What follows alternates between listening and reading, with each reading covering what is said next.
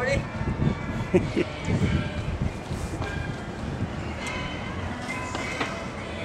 Should have got the radiator cap on it.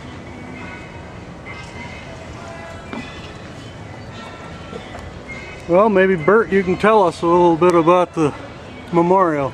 Well, this is a 1921 LaFrance Firetruck. It's one of the first two that were manufactured for the state of Michigan.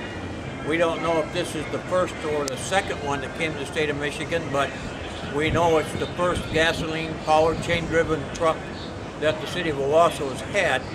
And we're going to use this truck. We're going to go out with donations and build a building to house it in that people can see. We're going to have a memorial for two firemen that lost their lives. Fred Ross lost his life in the Central School fire on April 1st, 1900, rescuing children from the school, and there was one more child left in, and he went in to get that one, and when they told him not to go in, but he said he had to go, and he went in and he had the boy in his arms bringing him out, and the floor caved in on top of him and the boy, and they both died. The second one was Elmer Hodge. He died in the Gilman store fire on Park Street and Main Street when a wall caved in, and the fire was September 12, 1981. So we have two firemen that have given their lives in fighting fires, and we're building a memorial for the firemen, and it's going to be located down in the corner of Washington and Water Street, and we're going to do it without tax dollars. We're looking for donations, period. That's all we want is donations.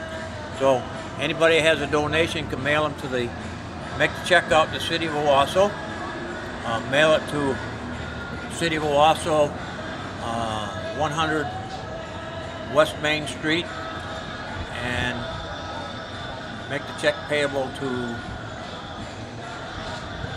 the City of Owosso with the notation on it for the Firemans Memorial, and the zip code is Owosso, Michigan 48867. So that's to the City of Owosso, City Hall,